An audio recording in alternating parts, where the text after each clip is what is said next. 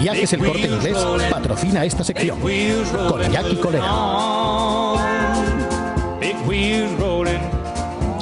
Pues ya estamos de regreso, ha llegado don Iñaki Colera y yo no sé dónde nos vamos a ir, pero me imagino que va a ser un lugar interesante.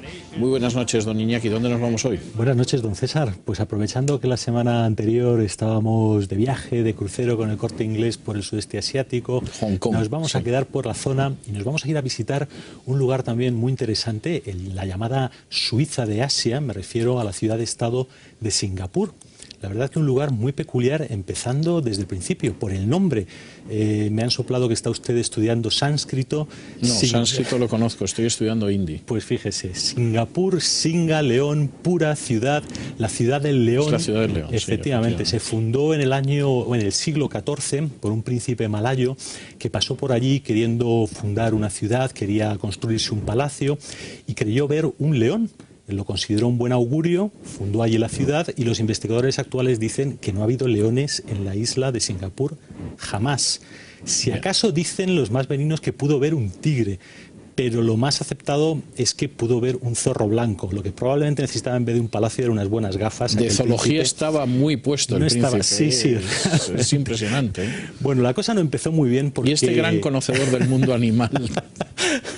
Pues la verdad es que después de fundar la ciudad la cosa no le fue muy bien, porque tiempo después pasaron los portugueses por allí, arrasaron la ciudad y la verdad es que solamente volvió a recuperarse hacia principios del siglo XIX, cuando los ingleses, viendo la localización geográfica tan extraordinaria que tenía, pensaron que era un sitio estupendo para efectivamente colocar ahí una colonia comercial, etcétera.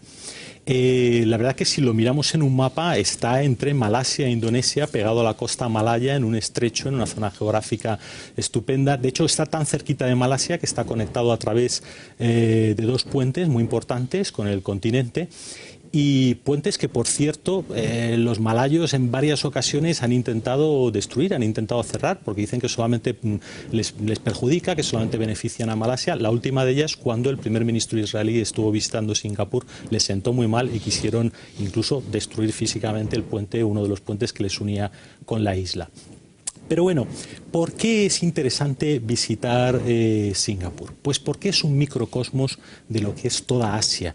Fíjese usted que en Singapur aproximadamente el 42% de la población es extranjera. Es uno de los países más densamente poblados del mundo, creo que después de Mónaco es el más densamente poblado, 5 millones de habitantes en 500 kilómetros cuadrados, aunque la isla va creciendo, le van ganando terreno al mar, se dice que para dentro de 10-15 años puede llegar a 800 kilómetros cuadrados, pero en ese espacio, en 5 millones de habitantes, casi la mitad son extranjeros. La población viene de China, viene de la India, de Vietnam, hay una importante colonia europea, una colonia judía. Entonces realmente es la oportunidad de conocer, se dice, toda Asia en un espacio geográfico muy reducido.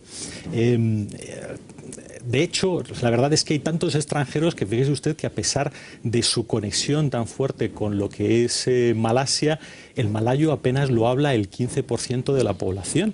Y eso que el himno nacional, la moneda, el billete, todo está en malayo, pero gran parte de la población no consigue ni entenderlo. ¿Esta gente que se entiende en inglés? Se suele entender en inglés. El sistema educativo tiene como lengua básica el inglés y luego se estudia el idioma de la lengua materna, el chino mandarín, el malayo, el tamil, en fin, el idioma que sea. Tiene 4 idiomas oficiales. Malasia es uno de los llamados 4 tigres del sudeste asiático, junto con Taiwán, Corea del Sur y Hong Kong. Y la verdad es que como Hong Kong es uno de esos ejemplos de hasta dónde puede llegar la iniciativa privada, dejada por sí mismo, sin restricciones. Se dice que es uno de los países más amigable para los negocios, que es una de las economías más liberalizadas del mundo. Y bueno, pues de hecho tiene el 4º mayor puerto del mundo, es el país con el nivel de vida, se dice, más alto o mejor nivel de vida de Asia, el 11º del mundo, uno de los países con menos corrupción del mundo también. Seguramente por eso funciona también la economía de mercado, claro. De hecho, por ejemplo, aunque el año pasado, en el 2009, hace 2 años, el 2009 sufrió un poco la crisis económica, en el 2010 ya ha vuelto a crecer al 18%. 18%. cierto, es el país que más ha crecido. Es un país, Dios dicen bendito, también, más globalizado, el 9º país en número de reservas. En fin, un país que es un ejemplo económico en el que fijarse. Y un país también que tiene un índice extraordinario de llegada de turistas. Para su población recibe más de 10 millones de turistas al año. Qué bárbaro. ¿Por qué? Precisamente por eso, porque es una forma muy rápida de integrarse, de conocer lo que es toda Asia. Por ejemplo, no nos podemos perder allí lo que es el barrio chino, Chinatown. ¿Qué es lo que tenemos que ver allí? Bueno, tanto en Chinatown como en la pequeña India, lo que tenemos que ver es su arquitectura, porque de verdad es como visitar China o como visitar la India. En concreto en Chinatown, sí, no podemos dejar de ver, si tenemos esa curiosidad, es el templo budista donde se conserva la reliquia de un diente de Buda, se expone allí, en horario de culto religioso se puede ir a ver, en fin, es una curiosidad. Y se dice que a los habitantes de Singapur solamente hay una cosa que les guste más que comer, porque efectivamente el país es un muestrario de gastronomía de todo el planeta, que es comprar. Se ha dicho con una cierta malicia que Singapur es el único centro comercial que tiene un asiento en la Organización de Naciones Unidas, porque lo cierto es que tiene, por ejemplo, calles como la calle de la Orquídea, que es una avenida que son kilómetros y kilómetros de centros comerciales, algunos de ellos especializados, imagínense centros comerciales, no sé qué opinaría Isa Jiménez, por ejemplo, 4 o 5 plantas todas dedicadas a tecnología, informática, con cientos de tiendas, cosas pues de ese estilo. Así que cuando uno quiere ir de compras, la verdad que Singapur es un lugar extraordinario para ello. Sin embargo, es un país muy peculiar en otro asunto que no es tan agradable, digamos. Se le ha llamado también la Disneylandia con pena de muerte. Es un país al que hay que entrar con un cierto cuidado porque, por ejemplo, ninguna broma con el tema de las drogas. La posesión, el tráfico de drogas, incluso el consumo se pena con la muerte. De hecho, incluso uno puede hacerse un examen de sangre, tener drogas en su organismo, demostrar que se ha drogado fuera del país y aún así tener una pena muy severa. Por lo tanto, ninguna broma con este tipo de cosas. Pero, por ejemplo, también se ha hecho famoso porque en Singapur está prohibido el chicle. Ahora ya se permite comprar algún chicle en una farmacia, tiene usted que identificarse con su documento de identidad y justificar que es por motivos médicos, por ejemplo un chicle de estos para dejar de fumar, pero está prohibido el chicle. Está prohibido, por ejemplo, los periódicos malayos, está prohibido las publicaciones de los testigos de Jehová, está prohibido poner una antena satélite, están prohibido tender un cable de uno al otro lado de una calle.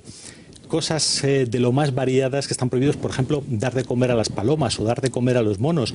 Y la policía es muy estricta, es un país muy ordenado, muy limpio, por eso le llaman la Suiza de Asia, pero la policía no se anda con tonterías, te pueden incluso castigar con una vara, te ponen un mono amarillo y te ponen a limpiar las calles, y eso es independiente de si eres de Singapur no me o eres tan mal eso extranjero. del mono amarillo y la limpieza de las calles. ¿Verdad? Hombre, también depende por lo que sea, pero vamos, no.